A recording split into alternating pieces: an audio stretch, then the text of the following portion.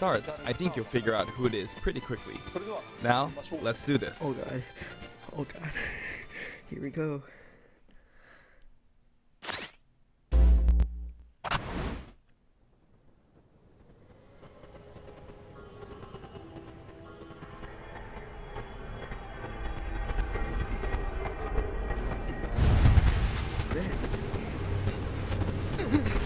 The time has finally come to unleash the forbidden spell of Zaharas upon our enemies!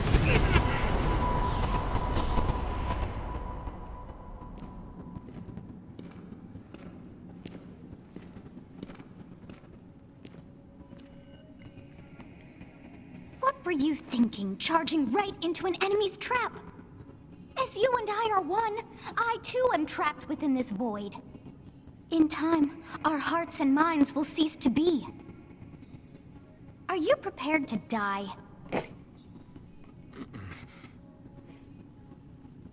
I thought as much. I also do not wish to die. And yet... there is no other choice. You must join Smash. Huh? Join Smash Brothers already! What in the world are you waiting for?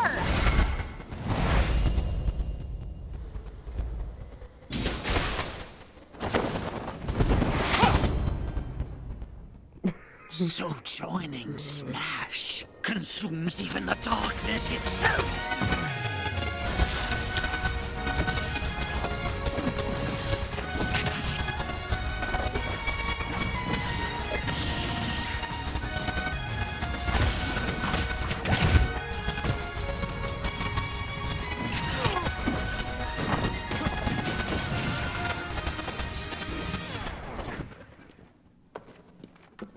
So you return, and sooner than expected. I see. Too many swordsmen, are there? And you wield the sword as well? What will you do? Huh. So that is how you plan to win the day? So be it. I reward your cleverness this time.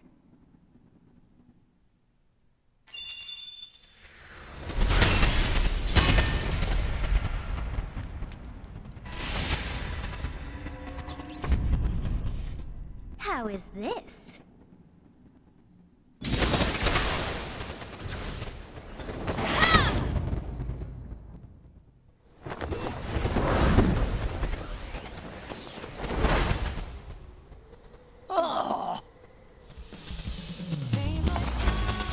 Of anyone, you should be able to handle the hero's relics. With Arid Fire, strike with superior reach. Use Amir's overwhelming power. Unleash the blinding speed of Failnaught. Along with the Sword of the Creator, each weapon matches a direction.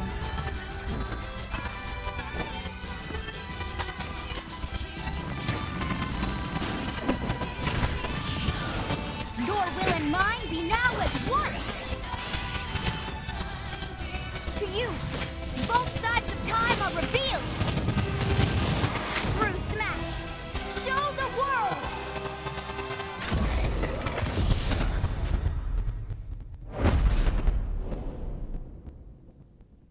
Okay. What else I wasn't really expecting anything else.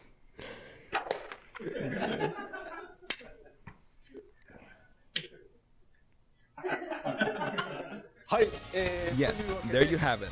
Byleth from Fire Emblem Three Houses is joining the battle. Fire Emblem Three Houses was released just last summer, so it's still very new. Even so, you'll soon be able to play as them in Super Smash Bros. Ultimate. This release is planned for January 28th. You'll have instant access if you have the Super Smash Bros. Ultimate Fighters Pass, and it will also be available for purchase individually. In case you're not familiar with Fire Emblem or Three Houses, I'll explain a few things, so don't worry. First off, what is Fire Emblem? It's really hard to pronounce in Japanese. The producer said it's okay if I just say Fire Emblem. But when writing it, if you don't write Fire Emblem, the Fire Emblem police will come and get you, so please be careful. The series' first entry launched in Japan on the Famicom in 1990. You could say it was a pioneer in the genre of tactical role-playing games. You might be wondering what makes it particularly tactical. Well, it's tactical in that it simulates combat. You can think of it as moving pieces in a board game, or in other words, a game in which you advance units across a grid and battle. When we talk about tactical games of that era, there were lots of ones in which you command tanks, aircrafts, and so on. But Fire Emblem was unique because each unit was a specific character, sort of like in role-playing games. Plus, something made it stand out from other Nintendo products. Characters could permanently die. That's pretty direct language though, so perhaps we should just say they're sleeping with the fishes. But really, if a character fell in battle, you lose that unit. They'd be gone and you couldn't use them again. Recent entries in the series maintain this concept of permadeath to some degree in classic mode and what have you, but a lot of games now allow strategic withdrawals, so to speak. In the older games, your units would really be gone, never to be mentioned again. Scary. The game's stories are told like chronicles of war, with increasingly distinct characters and engrossing scenarios. Several characters also appear in the Super Smash Bros. Series, and 6 of the 7 can use a counterattack. It's their down special. There's actually a reason for this. When I was considering how to incorporate Fire Emblem fighters into Super Smash Bros. Melee, I thought it might be interesting to reflect the turn-based nature of the original game. First comes your opponent's turn. They attack and you counter. Next comes your turn.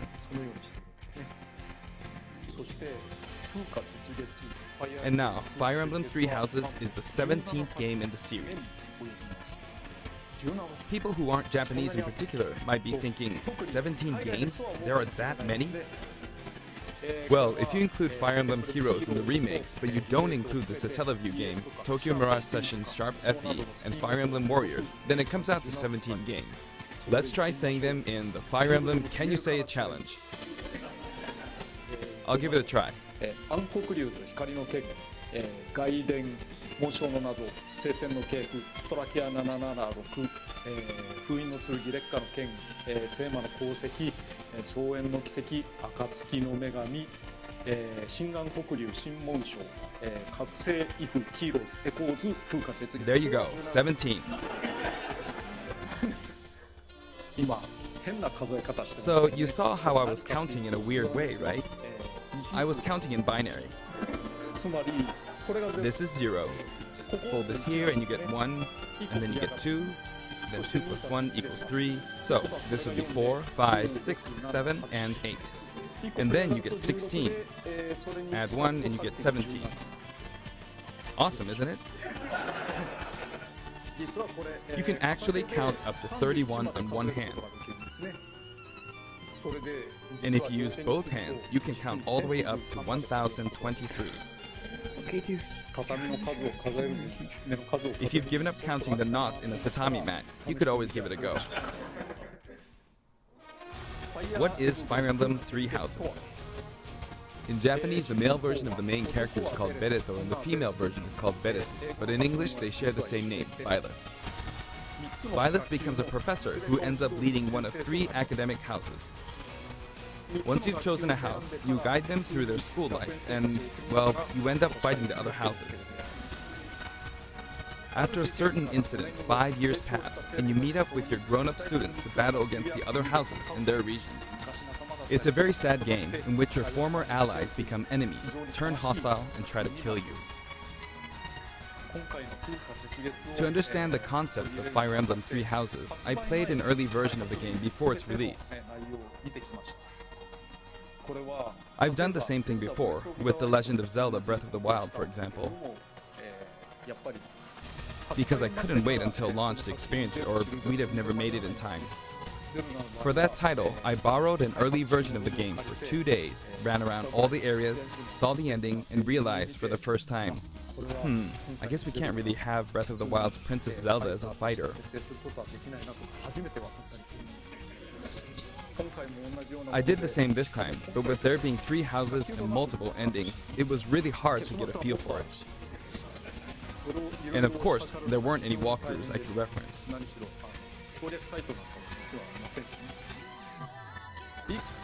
The game has multiple routes and the outcome of each is very different.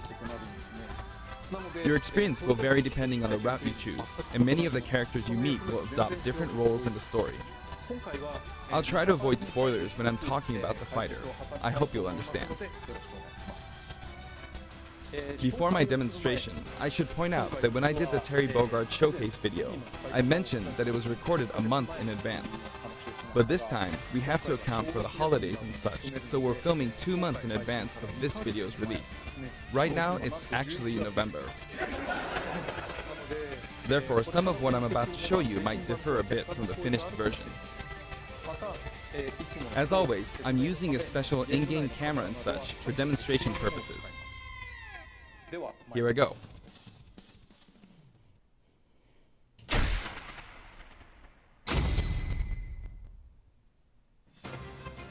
So, this is our new fighter, Byleth. Sadly, they're lacking in mobility. It's maybe a bit better than Robin's, but that's about all you can say for them. Throws are not their strong point either. Their grab lacks range. But actually, you could say that they're distance demon. The hero's relic they use changes depending on the direction you input with the stick. Each of the hero's relics is a weapon that appears in Fire Emblem 3 Houses. They look like bones, and there's a reason for that. First, let's talk about the weapon Byleth uses for upward inputs, the Sword of the Creator. The Sword of the Creator here is Byleth's default weapon. They use it for flurry attacks and tilt attacks, such as down tilt attacks, where it takes the form of a whip. They also use the sword for dash attacks and other moves. For their up smash attack, they'll whip the sword upward to launch enemies in the air. For their up air attack, they'll wave the whip sword overhead. The hit detection for this attack lasts for a relatively long time. The up special move is really something. The sword extends like this, allowing you to do things like this. It was pretty terrifying how I knocked him into the air with that attack. And in addition, you can do awful things like this. That said, you'll launch opponents upward until their damage reaches a certain percentage.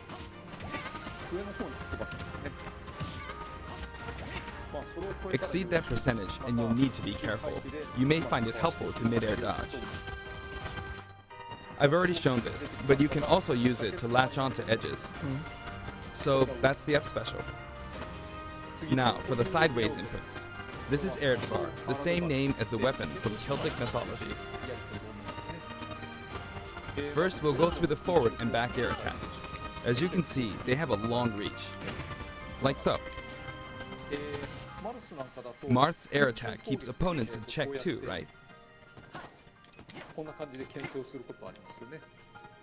If Byleth does the same thing, you'd win out, so you should be able to beat it. Next, the side smash attack.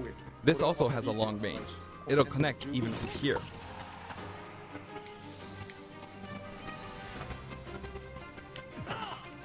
Also, if you add an upward tilt, it will be stronger. And if you've knocked an opponent down, the side attack won't hit unless you add a downward tilt to aim for them. By the way, the tip of the lance is more powerful. The shaft part is weaker, so it's not suited to close combat.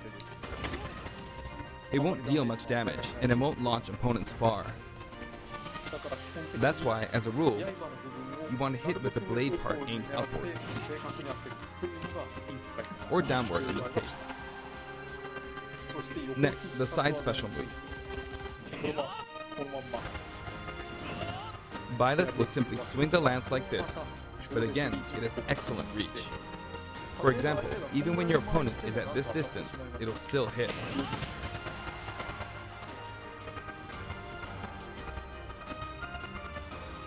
Actually, you can do a smash attack to charge forward a little, like this.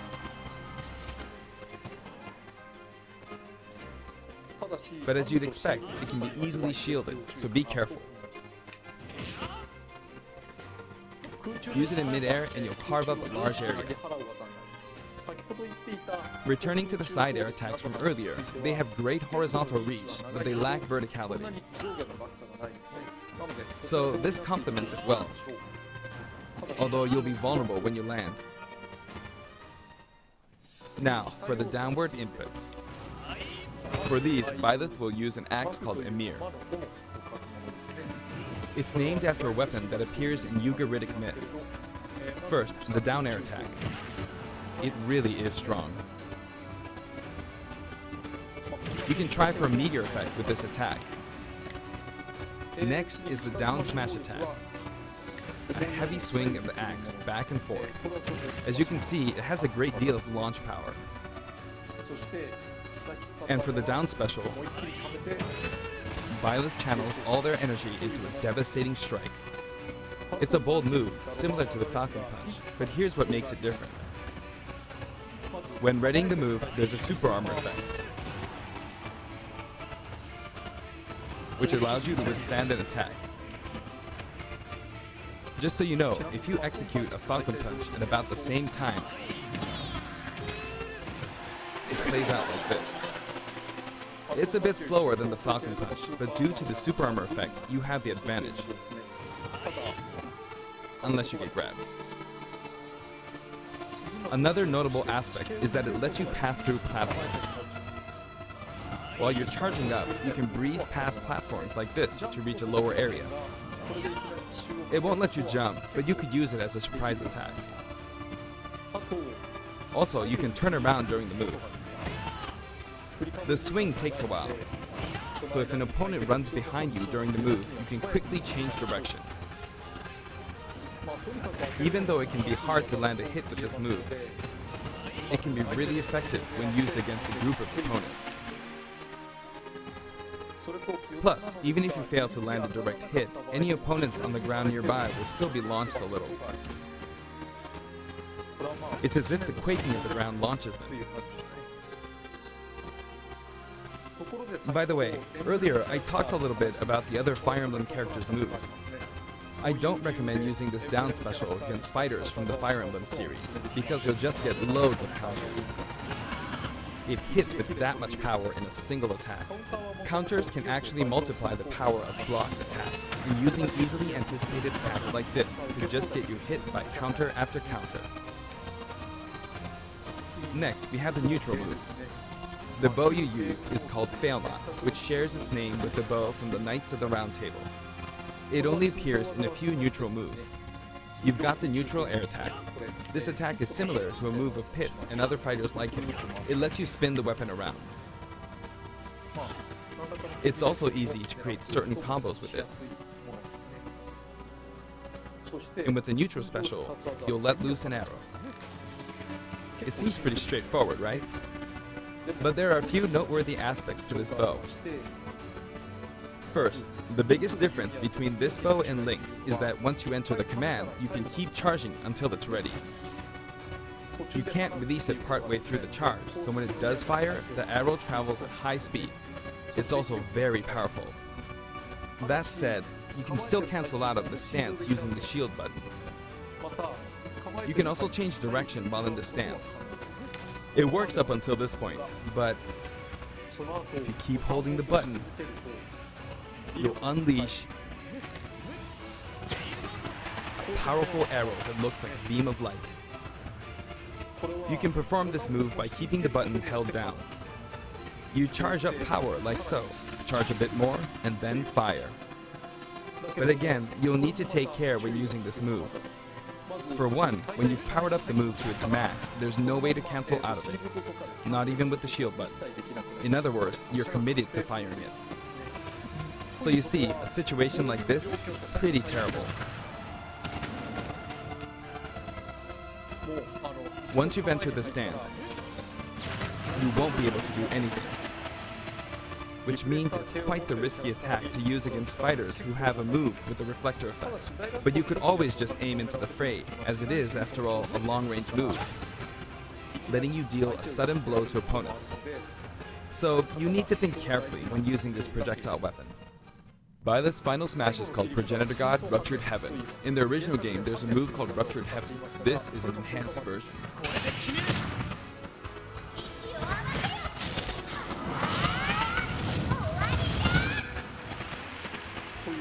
As you can see, you team up with the mysterious Sothis and launch an attack together.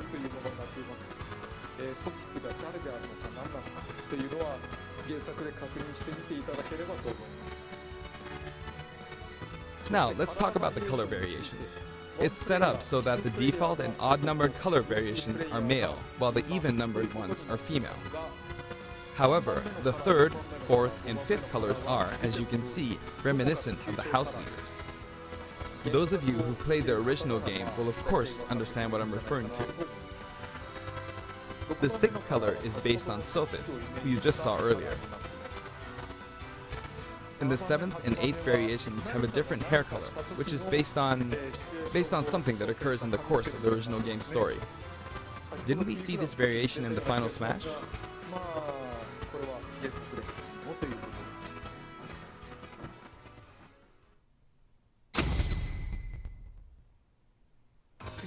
Next, I'll introduce the stage. For this one, we of course tried to recreate the place where you spend most of the game, Garreg Mach Monastery. This is how Garreg Mach Monastery is laid out in the original game. From these, we chose to have it cycle through the marketplace, reception hall, bridge, and cathedral, all in one stage. It's the type of stage that rotates through different areas, such as these four. Let me introduce each of the guests that appear in these four areas. The first area is the marketplace. I think this is where a lot of people come to do their shopping. The guests that appear here are students of the Blue Lion's house, Dimitri, Dedu, and Ingrid. Not Dimitri, Dudu, or Ingrid. Their names are a bit difficult to say. They're largely from the Holy Kingdom of Fargus. Since it's a kingdom, that means they have a monarchy. For that reason, I guess you could say Dimitri's the future king. He had quite a difficult life and may or may not end up with just one eye. He's an unfortunate one, that one. There are vendors on either side. In the original game, these are important booths where you buy all sorts of things, but here you can break them, you see. If you do break them, the stage will expand to the left and right. I wonder where people will buy their supplies now. And in the background, you can see the gatekeeper. You often pass through this area in Fire Emblem 3 houses, and you end up talking to him a lot. Moving through these areas is possible thanks to this mysterious platform. Just when it seems like you've come to a stop, you'll come crashing back down. You've broken through the ceiling and slammed into the building. And the guests in the reception hall are Edelgard, Dorothea, and Petra of the Black Eagles. Take note, it's not spelled Edelgard. They're from the Adressian Empire. And as such, they embrace their military might. Edelgard is one of the characters who is central to the conflict. Depending on the path you take, she'll go through some terrible ordeals. You'll notice there are prominent chandeliers above the stage. It's possible to knock them down.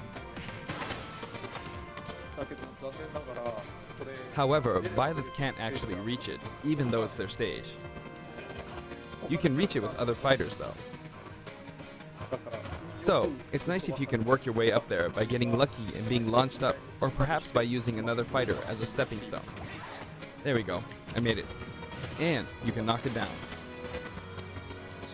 Also, you can break this table. Like so. Just like the sign that reads Fudin Kazan in the Suzaku Castle stage, it can break if you launch the opponent into it at close range. Next up, the bridge. The camera rotates 90 degrees, creating this long area. It's very wide indeed.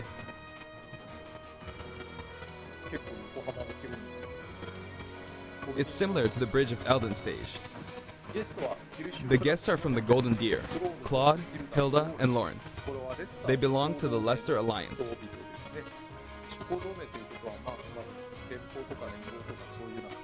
Because it's an alliance of many noble families, you could say that they have a wide assortment of members. And Claude is the sharpest of the bunch.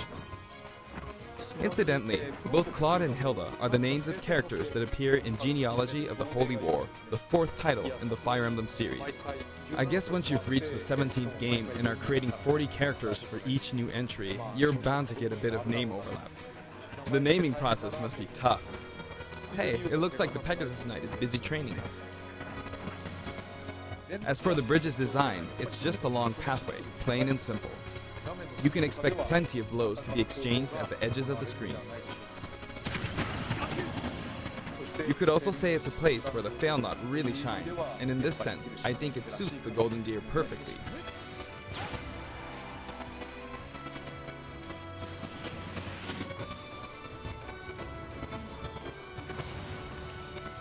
The last area is the cathedral, only with some platforms you can pass through. The guests appearing in the cathedral are Sedith, Flame, and Rhea. There's Sedith, who appears to have an extremely strong bond with his sister, Flame. She seems to be under the protection of him and Rhea, who you can see fighting during the opening of Fire Emblem Three Houses.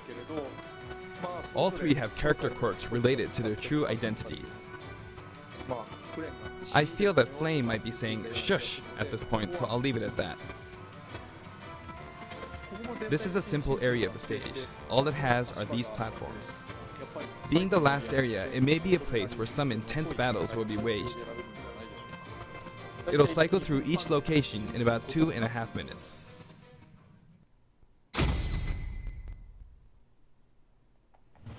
Okay, today we'll have a tag team battle in Squad Strike with the DLC team pitted against Fire Emblem protagonists from throughout the ages. That'll give us precisely 5 players per side. Alright, here we go, Joker. Joker! And Hero! Gee, we really made a lot, huh? Banjo! By now, I think you know what I'm doing. But basically, I'm trying to defeat all 5 opponents with just the Professor here. But as expected, it's going to be a pretty tough battle, so I'm using anything I can get my hands on. It's not going to land that easily. Uh-oh, this is bad. Finnegan. I better keep my distance. I'll use this chance to attack. Got it. That's scary. He's invincible for a moment here. Lots of explosives. Ouch. He perfect shielded that, huh? Good one. If I do this, or like so. No anti-air, huh? There, the soccer ball connected.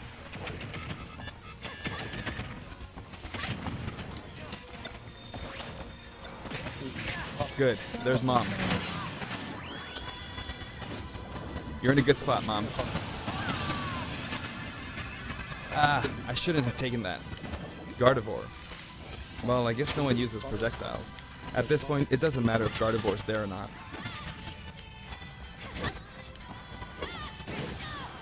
I feel like the enemy might get this smash ball. See? They got it. But I mustn't give up. I can't waste this chance. There's another smash ball. Yes, got it.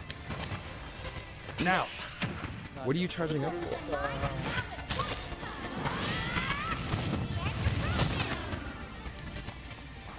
There's still more. Whack! Go on, you can take the hammer, but it's mine. Although I'm scared I might get hit with a counter in this state. I hit him! I was trying to fight using Byleth's abilities alone, but what matters is that I won. Good game.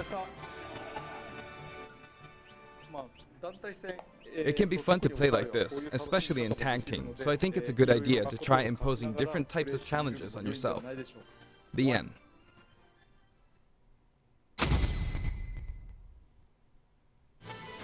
Now, about the additional music. Since it's from the Fire Emblem series, we'll be adding each of the new tracks to all the Fire Emblem stages.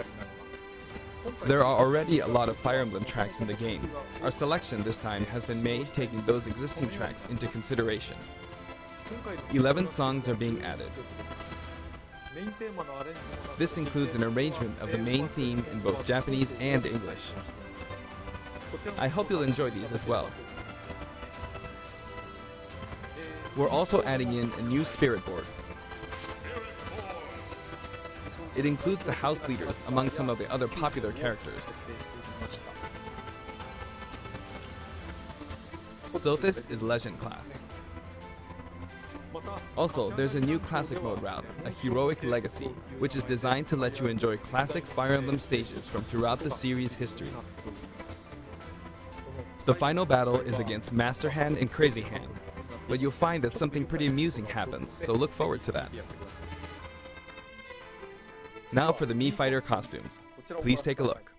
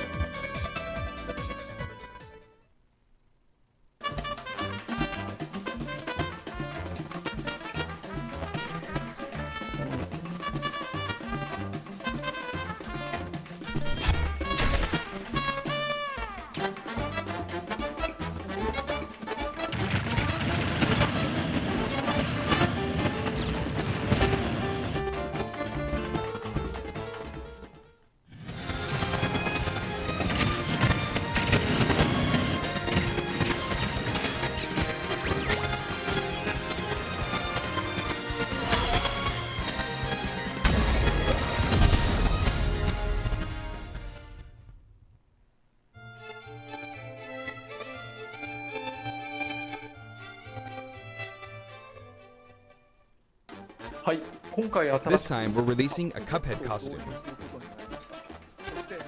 And for those of you who purchased the Cuphead costume, an additional song will be added. It's called Floral Fury, and it's the theme that plays when fighting Cagney Carnation. I hope you enjoy these as well. After purchasing a costume, I recommend using the sharing feature. If someone has created a Mii Fighter, you can play using the costume it's wearing immediately after you download it. And now, onto the amiibo. The color palette for Dark Samus looks pretty good, doesn't it? Dark Samus and Richter are planned for release on Friday, January 17th.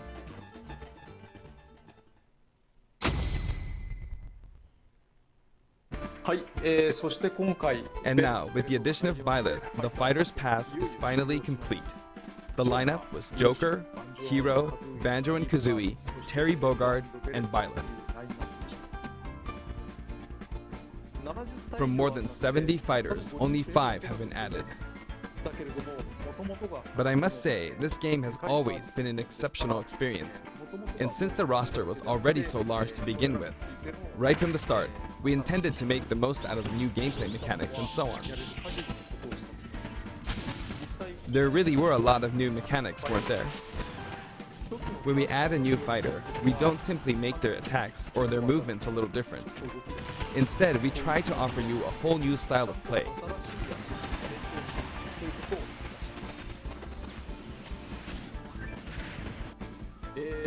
As I stated, we'll continue to release more DLC fighters down the line. I had thought that 1 or 2 might suffice, but, well, have a look. Okay.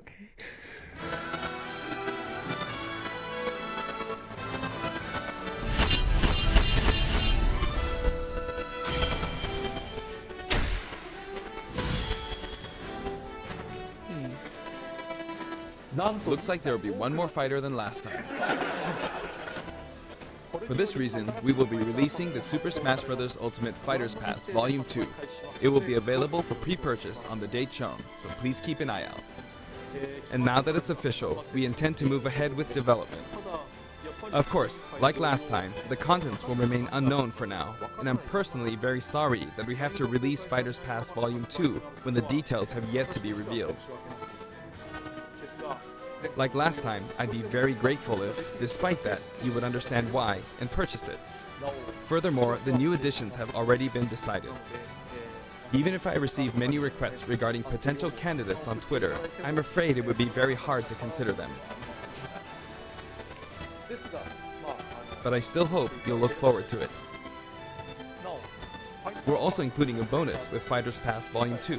Last time, it was a Rex costume, but this time, here's what we have.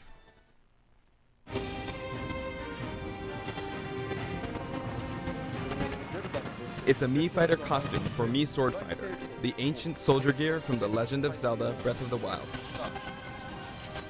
This will not be for sale individually, so it can only be acquired as part of Fighters Pass Volume 2.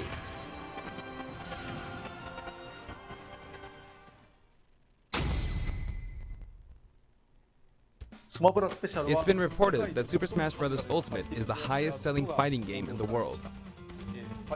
Personally, I don't know if it counts as simply a fighting game, but I guess it's seen as a fighting game around the world.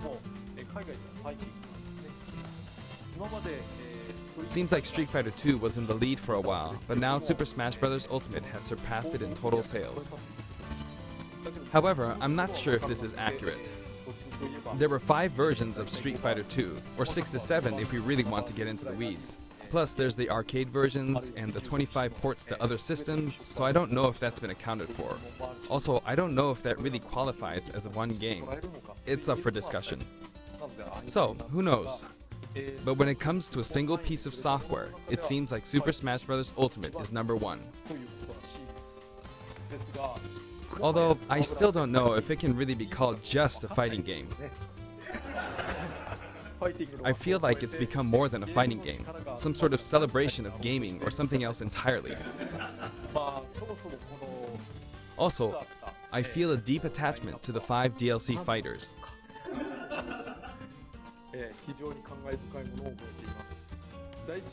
The first Fighters Pass just wrapped up, but it was decided that there will be more DLC, which means no breaks for me.